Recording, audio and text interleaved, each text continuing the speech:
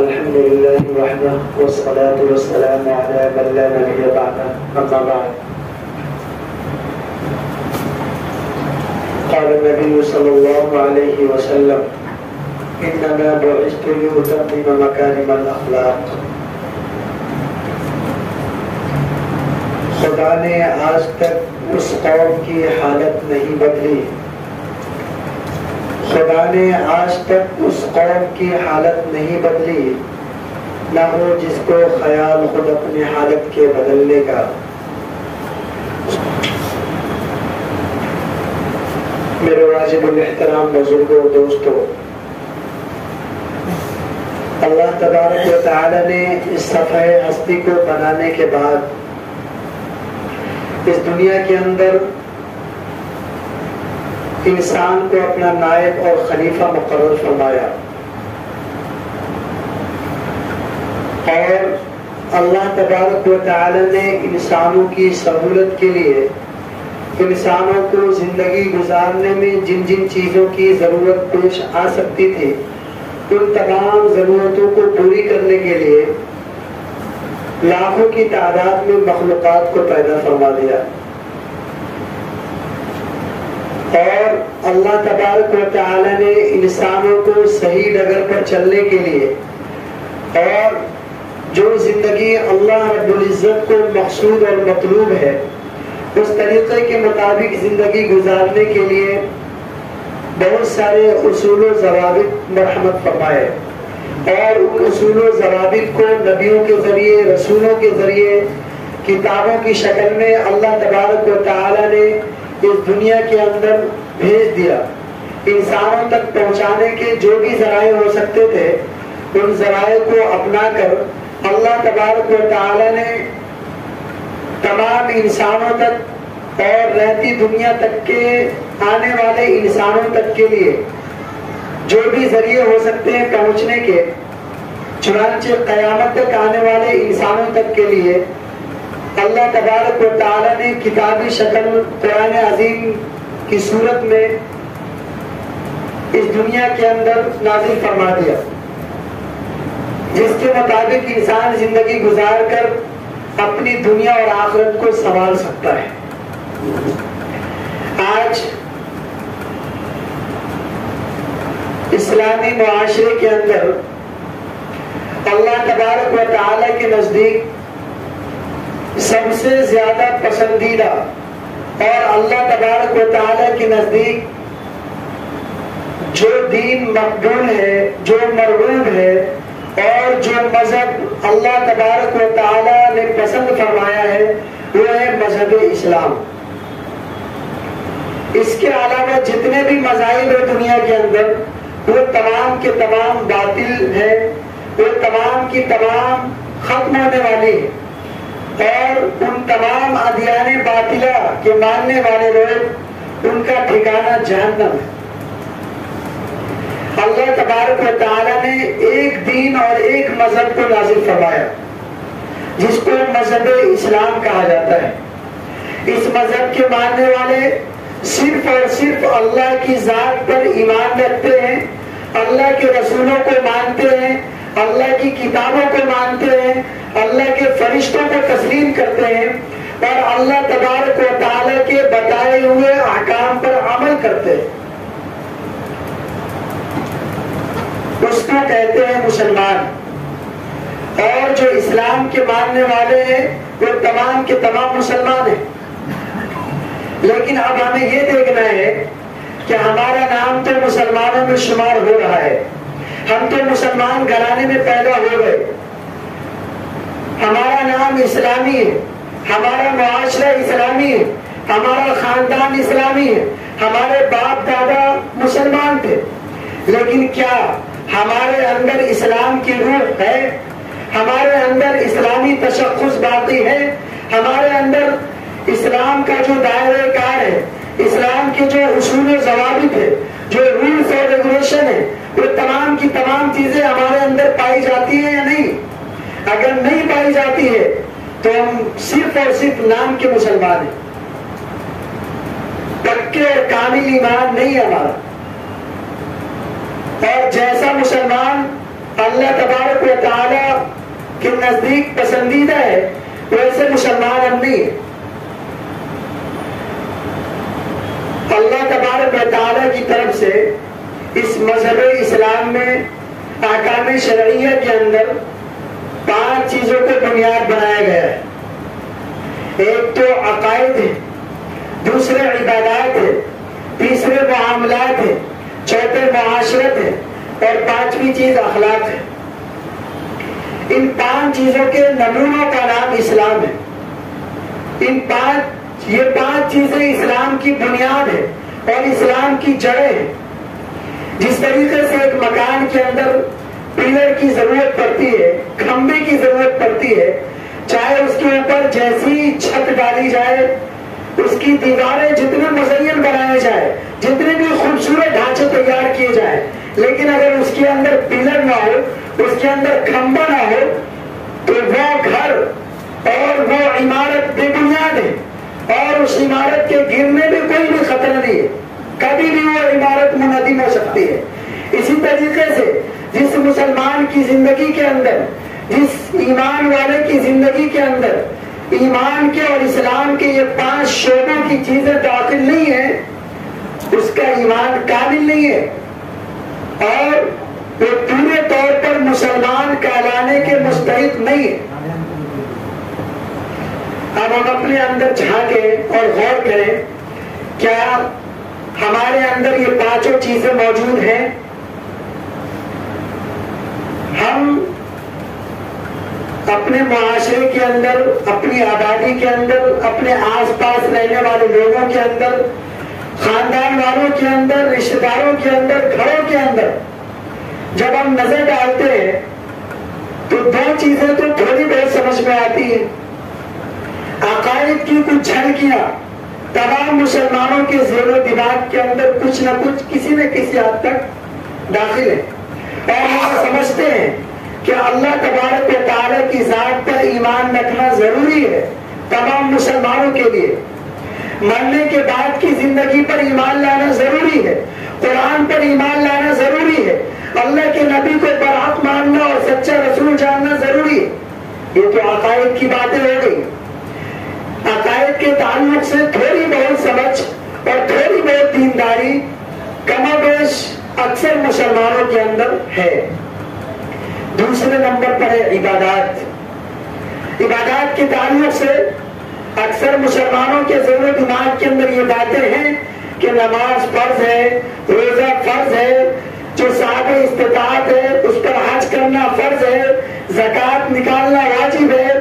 یہ تمام کی تمام چیزیں عبادات کی جتنی بھی قبیل ہو سکتی ہے، قرآن کریم کی تلاوت ہو، اذکار ہو یا پھر سنتوں کا اہتمام ہو، نوافل کا اہتمام ہو، یہ تمام کی تمام چیزیں عبادات کے تعلق سے جتنی بھی چیزیں ہیں، صدقہ و خیرات ہو، ان تمام کے تعلق سے بھی مسلمانوں کے ذہن و دماغ کے اندر یہ باتیں کسی نہ کسی حد تک موجود ہیں کہ مسلمانوں کو عبادت کرنی چاہیے اور اللہ تبارک و تعالیٰ کی طرف سے عبادات فرض کی گئی ہے اور اسلام کی یہ بنیاد ہے اور مسلمانوں پر ان چیزوں کا کرنا لازم ہے۔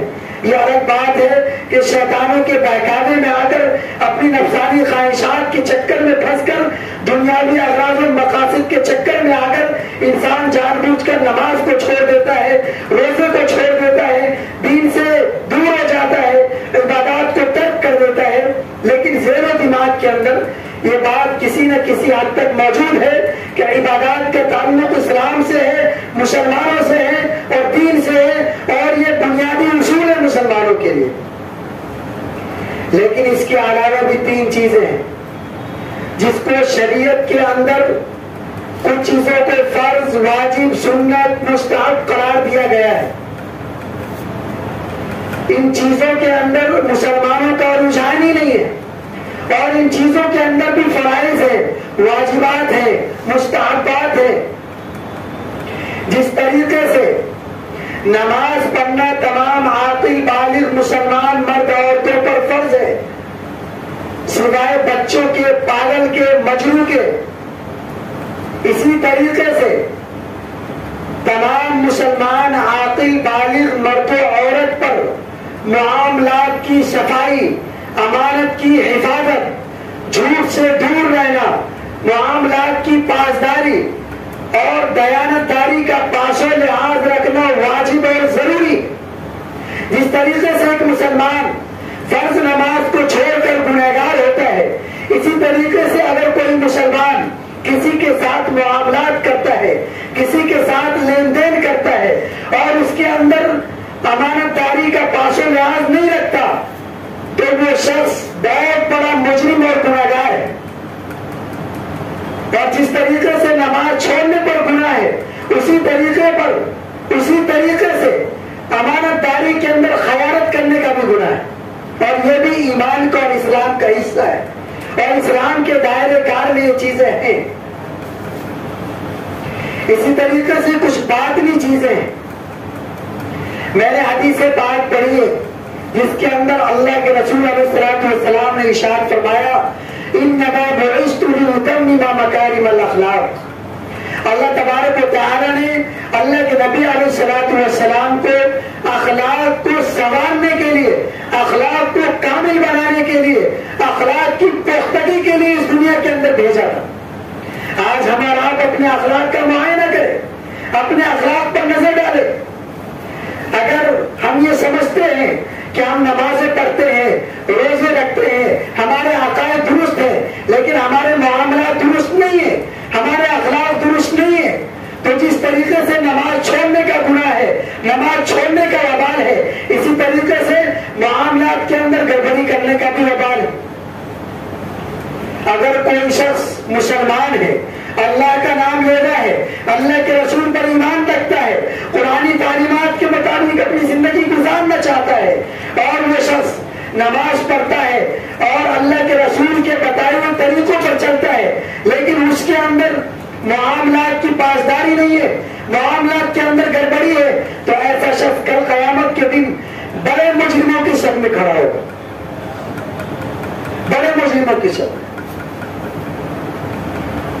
اس کی نمازیں باطل ہو جائیں گی، اس کے روزے کام نہیں آئیں گے۔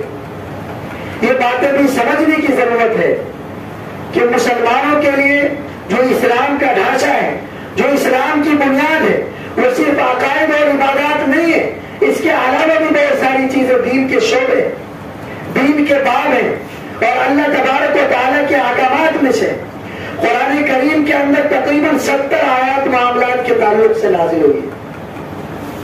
آپ یقین جانیں اگر اسلام کے اندر معاملات کا حصہ نہیں ہوتا، اخلاقیات کا حصہ نہیں ہوتا، تو اللہ تبارک و تعالیٰ 70 مقامات پر ان چیزوں کو کیوں بیان کرتا ہے؟ اور قرآن کی کسی بھی آیت کا انکار کرنا باعث کفر ہے۔ اللہ تبارک و تعالیٰ نے قرآن کریم کے اندر جو بھی آیات نازل فرما دی ہے وہ قیامت تک کے لیے اور تمام مسلمانوں کے لیے اس پر عمل کرنا ضروری اور لازم ہے، فرض کے درجے میں۔ تو ضرورت اس بات کی ہے کہ ہم معاملات کو بھی سمجھیں، اپنے اخلاق کو سنواریں، اپنے معاملات کو درست رکھیں، نفسانی خواہشات پر کنٹرول کریں۔ ایک حدیث پاک کے اندر بیان فرمایا گیا، آقا کریم علیہ الصلوۃ والسلام نے ارشاد فرمایا، وہ شخص کامل ایمان والا نہیں ہو سکتا جو شخص اپنی نفسانی خواہشات کے مطابق زندگی گزارتا ہو، گرچہ وہ دیندار ہو، گرچہ وہ نمازی ہو، گرچہ اس کے عقائد درست ہو۔ آج سب سے زیادہ گڑبڑی مسلمانوں کے معاشروں کے اندر ہے۔ اللہ تبارک و تعالی لنا اعمالنا ولکم اعمالکم، اللہ تبارک و تعالی مسلمانوں کے حالات کے مطابق فیصلے فرماتے ہیں۔ بہت سارے مسلمان یہ سمجھتے ہیں کہ ہم تو روزہ رکھتے ہیں، ہم ایک اللہ پر ایمان لاتے ہیں، ہم نماز پڑھتے ہیں، ہم مسلمان ہیں، اللہ کو مانتے ہیں، صدقہ و خیرات کرتے ہیں، پھر بھی ہمارے ساتھ یہ حالات کیوں ہیں؟ اس کے علاوہ بھی بہت ساری چیزیں جو ہم سے چھوٹ رہی ہے، جس کا کرنا بہت ضروری ہے، فرض ہے۔ آج انسان فوری طور پر غصہ کرتا ہے۔ اسلامی تعلیمات کے اندر غصے کو کنٹرول کرنے کا حکم دیا گیا۔ حدیث پاک کے اندر صبر اور تحمل کا حکم دیا گیا ہے. ایک کامل ایمان والے کے لیے اور ایک خالص مسلمان کے لیے ضروری نہیں ہے کہ حد سے زیادہ وہ غصہ کرے. اس لیے کہ جب انسان غصہ کرتا ہے تو انسانی عقل معاف ہو جاتی ہے، اور جب پورے طور پر وہ غصے کے اندر آ جاتا ہے تو اس کا کنٹرول شیطان کے ہاتھوں میں چلا جاتا ہے. اس لیے کہا گیا تحمل اور بردباری کا مظاہرہ کرے، برداشت کا مادہ پیدا کرے. حدیث پاک کے اندر دعا بتلائی گئی، اگر کسی کو غصہ آئے تو اسے چاہیے کہ وہ اعوذ باللہ من الشیطان الرجیم پڑھ لے، شیطان مردود سے پناہ مانگے، اس لیے کہ شیطانی اثرات کی وجہ سے غصہ آتا ہے. اور غصے کی بنیادی وجہ تکبر ہے، گھمنڈ ہے، جو اللہ تبارک و تعالیٰ کو ذرہ برابر بھی پسند نہیں ہے. لیکن انسان جب کسی کو بڑا سمجھتا ہے کسی بھی معاملے کے اندر، ایک چھوٹا بچہ جب اس کا باپ اس کے سامنے غصہ ہوتا ہے، بچے کا دل بھی جھنجھلاتا ہے، اس کے قلب و دماغ کے اندر بھی خواہشات ابھرتی ہے، لیکن وہ اپنے باپ پر غصہ نہیں ہوتا. کیوں نہیں ہوتا؟ اس لیے کہ اس کے باپ کے بہت سارے احسانات ہیں، اس کے باپ عمر میں بڑے ہیں، ادب میں بڑے ہیں، مرتبے میں بڑے ہیں، رتبے میں بڑے ہیں، ہر اعتبار سے اس کا باپ بڑا ہے. اس کے سامنے وہ اپنا بڑپن ظاہر نہیں کر سکتا، اس لیے وہ اپنے باپ پر غصہ نہیں ہوتا ہے چھوٹا بچہ. لیکن اگر کوئی شخص برابری کا ہو، اپنے سے کم تر درجے کا ہو، اس کے انڈر میں کام کرنے والا ہو، اس پر فوراً غصہ ہو جاتا ہے. اس لیے کہ اس کے ذہن و دماغ کے اندر یہ باتیں آتی ہیں کہ میں اس کے مقابلے میں بڑا ہوں. تو غصے کی بنیادی سبب اور وجہ تکبر ہے، جو اللہ تبارک و تعالیٰ کو بالکل بھی پسند نہیں ہے. اس لیے حدیث پاک کے اندر تعلیمات دی گئی ہے، اور غصے کے نتیجے میں اتنے بڑے بڑے گناہ سرزد ہوتے ہیں جس کا ہم اور آپ احاطہ بھی نہیں کر سکتے. جب انسان غصے کے اندر ہوتا ہے تو کسی کی بدخواہی کرتا ہے، کسی کی غیبت کرتا ہے، کسی سے حسد کرتا ہے. غصے کے اندر انسان کسی چیز کا فیصلہ کرتا ہے تو وہ شرعی قوانین کے خلاف فیصلہ کرتا ہے، اسلامی اصول و ضوابط کے خلاف فیصلہ کرتا ہے، شیطان کے اثر انداز ہونے پر فیصلہ کرتا ہے. اس لیے ایک ماں باپ کو، استاذ کو جب بچوں کو تنبیہ کرنا مقصود ہو تو ایسے حالات میں اسلامی تعلیمات کے مطابق اس کو یہ درس دیا گیا اور یہ سبق سکھلایا گیا کہ اگر تم غصے کی حالت میں ہو تو بچوں کو تنبیہ مت کرو، اس کو ڈانٹو مت، اس کو مارو مت، اس کو روکو اور دوسرے معاملے میں تنبیہ کرو.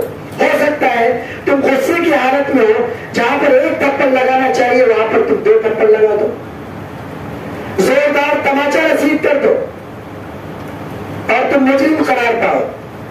اور اس حد تک ماننا اپنے بچوں کو بھی درست نہیں ہے، یا اپنے ماتحتوں کو بھی درست نہیں ہے، جس سے جسمانی اعضاء کے اندر خون آ جائے.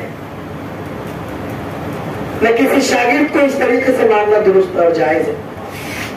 تو انسان جب غصے کی حالت میں آتا ہے تو بہت سارے گناہ کر بیٹھتا ہے. اس لیے حدیث پاک کے اندر بہت ساری چیزیں آئی ہے کہ جب انسان کو غصہ آئے تو اگر وہ کھڑا ہو تو چاہیے کہ بیٹھ جائے، اور اگر بیٹھا ہو تو چاہیے کہ لیٹ جائے تاکہ اس کا غصہ چلا جائے. اور غصے کی حالت میں شیطان کے بہکاوے میں آ کر کوئی قدم نہ اٹھا لے. ہمارے پاس بہت سارے ایسے معاملات سننے کو آئے کہ بہت سارے مسلم نوجوانوں نے غصے کی حالت میں آ کر طلاق دے دیا. نعوذ باللہ. طلاق دینے کی بھی اسلامی شریعہ اور اصول و قوانین ہے، اور اس کے دستور اور اس کے طریقے بتائے گئے. بہت سارے اسٹیپ ہیں، ان تمام اسٹیپ کو پار کرنے کے بعد بھی طلاق دیا جاتا ہے، اور ایک طلاق دیا جاتا ہے جس کے بعد اس کو لوٹانے کی جگہ باقی رہتی ہے. لیکن انسان غصے کی حالت میں طلاق بھی دے دیتا ہے جس سے اللہ تبارک و تعالیٰ کا عرش گر جاتا ہے. لیکن انسان شرعی اعتبار سے اگر طلاق کے قدم کو بھی اٹھاتا ہے، حدیث کی روح سے طلاق دیتا ہے، تو اللہ تبارک و تعالیٰ اس کی زندگی کے اندر برکات ظاہر کر دیتے ہیں اور اس کی بگڑی ہوئی زندگی بنا دیتے. اس کی زندگی زندگی کے اندر بہار آ جاتی ہے. لیکن اس کے برخلاف اگر کوئی انسان غصے کی حالت میں کوئی قدم اٹھاتا ہے تو بہت بڑا نقصان اٹھاتا ہے.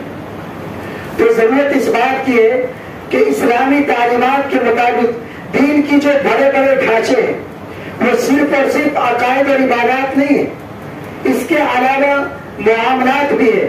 ہمارے معاملات درست ہو، ہمارے اخلاق درست ہو، ہمارا لین دین صحیح ہو، ہمارے ماتحتوں کے اندر جو معاملات ہو، جو بھی حالات ہو ان کو درست کریں. جو ہمارے باطنی اعضاء ہیں، اخلاق طیبہ اور اخلاق حسنہ، یہ بتایا گیا حدیث پاک کے اندر. اللہ کے رسول علیہ الصلوۃ والسلام نے ارشاد فرمایا مسلمانوں میں سب سے بہترین وہ مسلمان ہے، وہ ایمان والا ہے جس کے اخلاق سب سے اچھے. ہو سکتا تھا اللہ کے رسول یہ بھی بیان فرما دیتے کہ وہ نمازی ہو، وہ روزہ دار ہو، وہ حج ادا کرنے والا ہو، وہ زکات دینے والا ہو، وہ صدقہ و خیرات کرنے والا ہو. ان ساری چیزوں کو نہیں بیان فرمایا، بلکہ اللہ کے رسول علیہ الصلوۃ والسلام نے ارشاد فرمایا کہ سب سے بہترین مسلمان وہ ہے، سب سے بہترین ایمان والا وہ ہے جس کے اخلاق اچھے ہو. اور اچھے اخلاق کا صرف یہ مطلب نہیں ہے کہ کوئی آپ سے مسکرا کر مل رہا ہے تو اس کے اخلاق اچھے ہیں. اچھے اخلاق کا یہ مطلب ہے کہ اس کے معاملات درست ہو، اس کے دل کے اندر آپ کے خلاف کینے نہ ہو، اس کے دل کے اندر آپ کے خلاف بغض نہ ہو. بعض معاملات کے اندر، بعض حالات کے اندر ایسے بھی تعلقات ہوتے ہیں کہ سامنے خندہ پیشانی سے ملتے ہیں، مسکرا کر مصافحہ کرتے ہیں اور دل کے اندر نفرتیں ہوتی ہے، بغض و عداوت ہوتی ہے. تو یہ اچھے اخلاق کی پہچان نہیں ہے، یہ تو بدترین اخلاق ہے، یہ منافقت کی پہچان ہے. اور یہ دل کی گندگی بتائی گئی ہے. جس طریقے سے ظاہری اعضاء کی صفائی ہوتی ہے اور انسان کے کپڑوں پر، انسان کے جسم پر غلاظت لگ جائے، پیشاب پاخانہ لگ جائے، خون لگ جائے، مردار گوشت لگ جائے یا کسی بھی طرح کی غلاظت لگ جائے تو انسان تھوڑی دیر میں برداشت نہیں کر سکتا. اس سے بھی بدترین غلاظت یہ ہے کہ ایک ایمان والے کے دل کے اندر، ایک مسلمان کے دل کے اندر کسی مسلمان کے خلاف بغض و عداوت ہو، نفرت ہو، دشمنی ہو. یہ دل کی گندگی ہے. تو دلوں کو پاک کرنے کا حکم دیا گیا.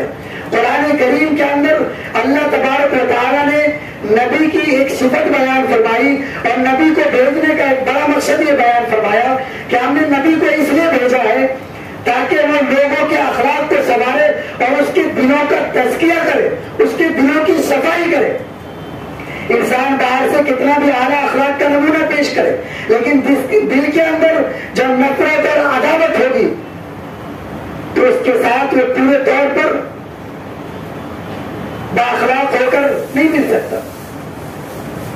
تو ضرورت اس بات کی ہے کہ ہم دین کے باقی شعبوں کو بھی دیکھیں اور عبادات اور عقائد کے علاوہ جو اسلامی بنیادی چیزیں ان تمام چیزوں کو بھی اپنائیں اور اس کے مطابق اپنی زندگی کو ڈھالنے کی کوشش کریں. اللہ تبارک و تعالیٰ سے دعا ہے اللہ تبارک و تعالیٰ ہم تمام کو دین کی صحیح سمجھ عطا فرمائے. آمین. وآخر دعوانا الحمدللہ رب العالمین.